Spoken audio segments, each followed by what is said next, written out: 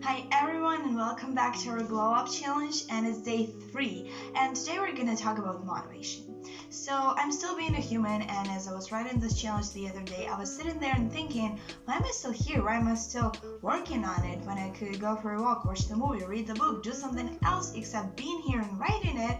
And I got this interesting question in my mind: where do I really find motivation for all of these things? The dictionary gives the interesting definition for the word motivation. It says that motivation is the state of being motivated or a strong desire to act or achieve something. Sometimes when I'm asking myself this question, why am I doing something, and when I don't want to do something, I come to the associations and I visualize everything in my head. So I create the steps of something that leads me to something big, as we talked about it yesterday. So when I'm doing some assignment, I'm thinking, what is the purpose of me doing this assignment? And I go from the small thing to big thing, and from big thing to small thing. So if I do this assignment, I don't fail. If I don't fail, I can graduate from the university. If I graduate from the university, I can get a job. And if I can get a job, I can go to IKEA and buy myself that cute candle that I always wanted. So I started with a small assignment. I came to this big part of having a job, and then I came back to a smaller thing, the candle that I want. And again, as I said before, that everything is connected, that we're going from the broader goal and narrow it down to something small, and then from the something small we're looking for benefit. So the interesting fact about our challenge is that we started to apply all of this information even before we learned about it, because in the first day I asked you to set one goal for this week. And here's the first rule for motivation: set only one goal and go for this one goal and concentrate on it. Because I know that we all love to try to multitask, but we are just humans. We cannot multitask because the result will not be beneficial and good enough, because we were trying to do a lot of things at the same time and we couldn't fully concentrate on something to make it good. So now let's talk about hints and tips that can help you to motivate yourself. So the first thing will be to post your goal somewhere or tell someone about it. So the example for this can be my personal example. Not a long time ago, we started to work on an interesting action movie, Beware, that you can watch on this YouTube channel too. And I remember how we were working through a lot of different difficulties, and we had ups and downs, and we were looking for spending time with people and a result of having a movie. And then at some point there was last night of editing, and I was personally ready to give up, because this editing took us 15 hours of straight work, and as much as you edit something, you're looking through it for many times, and you start just to hate things that you were looking at. And at some point I became disappointed in everything that we filmed, that we did. We put so much effort in something that we don't like now, just only because we were editing it for so long. But then I remembered what I did a week before that. I posted a poster of the movie so people knew that the movie was coming at a certain date and certain time. So I couldn't just give up on something that we started and then we told people about, and there were people who were waiting for it. The next tip will be to find the supporters or the people who are setting the same goal as you do. So example for that also can be this challenge, because it was not only me who wanted to make this challenge happen. There were other people, my friends, who loved the idea and who wanted to work on this idea. And as you saw Sophia's video, and thank you very much, Sophia, for your interesting talk about setting the SMART goals.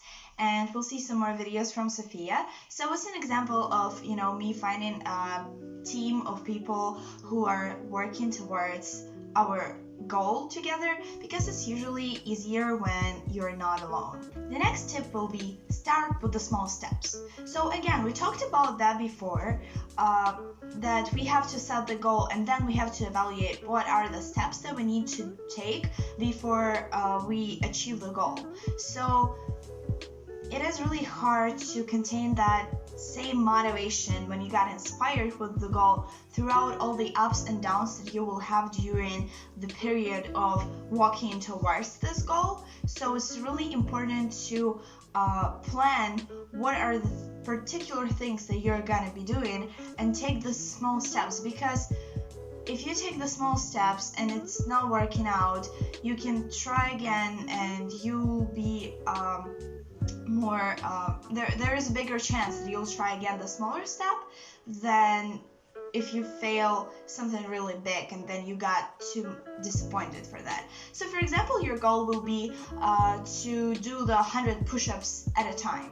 So if you just start being like, okay, let's try today 100 push-ups, there is no way how you can do that if you're not in sports and if you did not practice push-ups before. So you may better start from like 5 push-ups a day.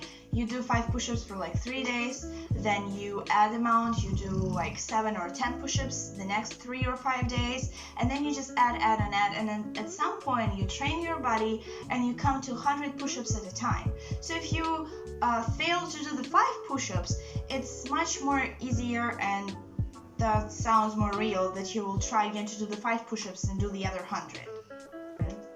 And the last hint and the tip will be for you that you have to important that we all are just humans, and sometimes we just lack our inner resources, and it's okay to give up sometimes and to take the time for the rest, for restoring, for looking through the goal, through the steps, trying to find the mistakes, or just not think about it, just put it somewhere on the shelf and come back to it a bit later when you restored your inner self and your physical resources, and then you'll have some bigger chance of achieving this goal and not be disappointed in it.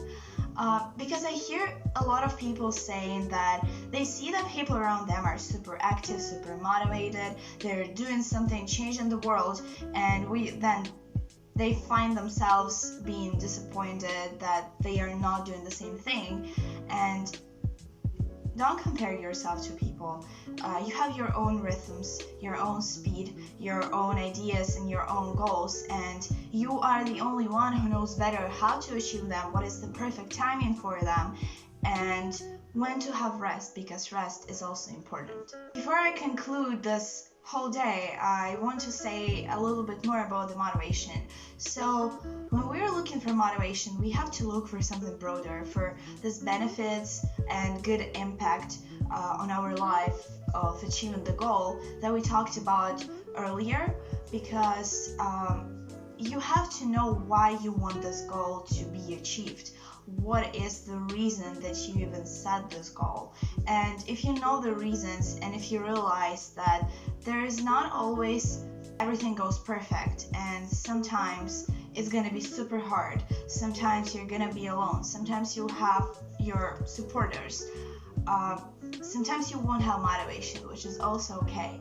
But if you remember why you want to achieve the goal, and this goal has the good impact on your life, and you're ready for ups and downs, then here's your motivation and you can do this.